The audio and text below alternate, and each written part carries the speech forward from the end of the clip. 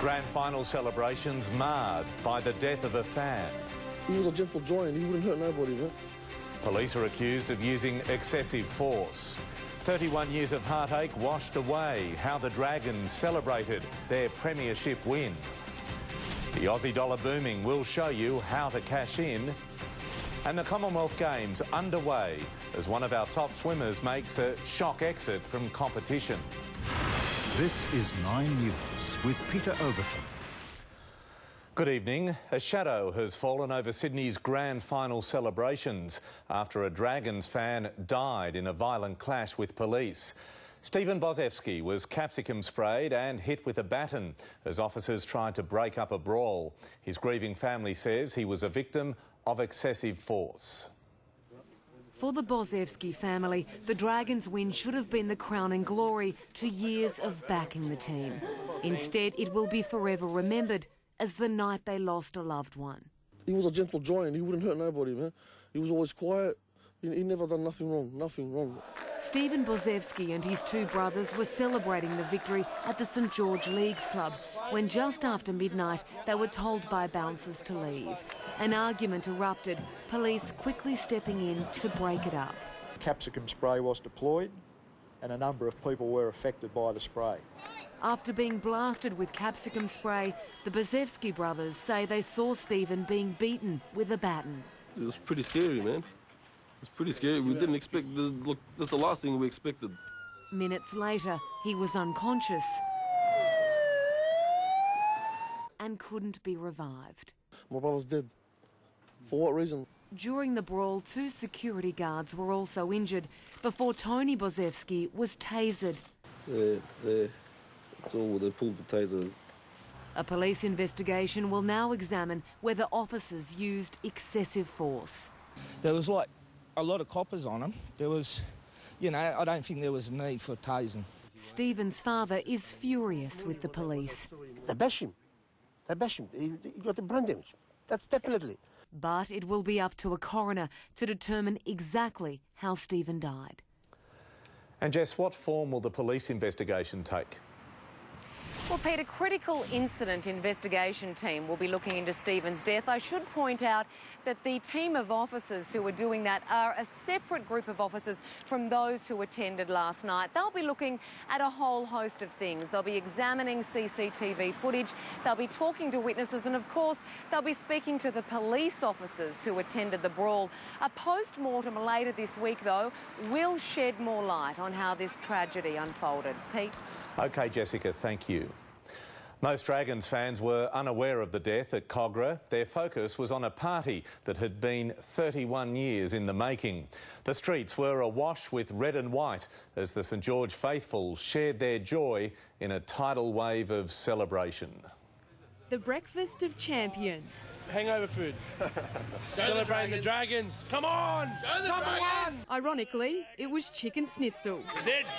They're a little hoarse. First of many to come on the cup. But today, one thing was still loud and clear. In those red and white hearts, there was never any doubt. We are the Premiers! Yeah! With every try, 31 years of disappointment began washing away at Kogarah. 5, 4, 3, 2, 1. This is better than childbirth. I can't believe it. 30 years waiting. In the East, the evolution of emotions began.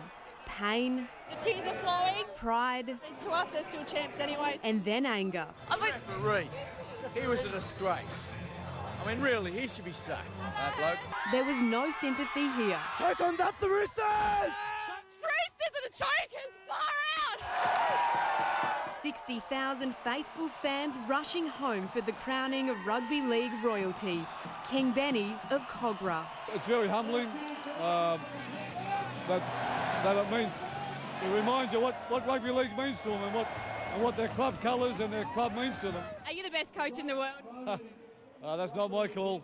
Oh, don't be modest. No, I'm just part of the team here. A man of few words, but could this be a smile on the face of the Steely super coach?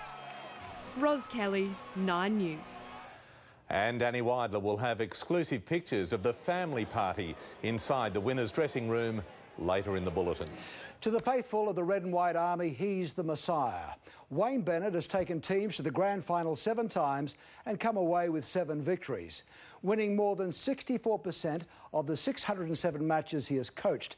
Now, Bennett's teams have only missed the finals 3 times in his last 24 seasons.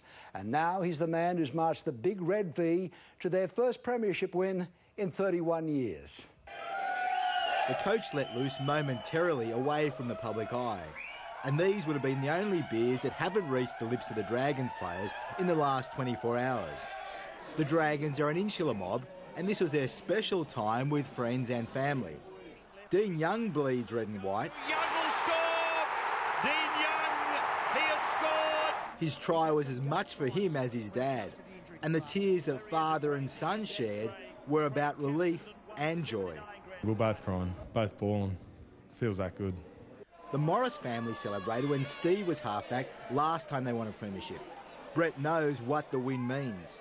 My whole family's been following the Saints since I was born, since I can remember. The old boy played, and to win the comp and I suppose fill a void that a lot of them haven't felt, and to mend their hearts, I suppose, because of all the heartache that we've had over the years. It was very emotional. And adding to the emotion, the chokers tag. The Roosters were in front at half-time, and after an error-riddled first half, it looked like the Dragons could fold when it really mattered. But an early strike after the break ensured the celebrations would be in Cogra and the tears would flow in Bondi. Chokers. Goodbye to that, eh? Huh? That must be, yeah. It is, and we used to come out in the media and say it didn't bother us, it bothered us. We just dead set line to the camera. For Jamie Soward, it was even more personal. What about the people who doubted you?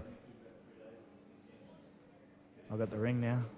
And when it comes to rings, Michael Wayman gets married next Friday to his fiancée Alison.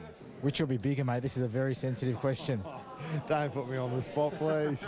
I said for the wedding I'm going to put the grand final ring on his finger instead of the proper wedding ring that we got for him. The grand final ring's worth more. And the Dragons say they couldn't have done it without their old skinny coach.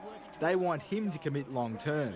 Yeah, mate, there's coaches and there's Wayne, and I just hope that he's still coaching when the time for me is to hang him up, and that's still a couple of years away yet. And for the Roosters, the fairy tale finish was a step too far. They're already thinking about next year. Nah, it's awful to get this far and sort of lose that way, but it's just life, isn't it? So, yeah, we'll hit the ground running next pre-season and hopefully forget about it as soon as possible.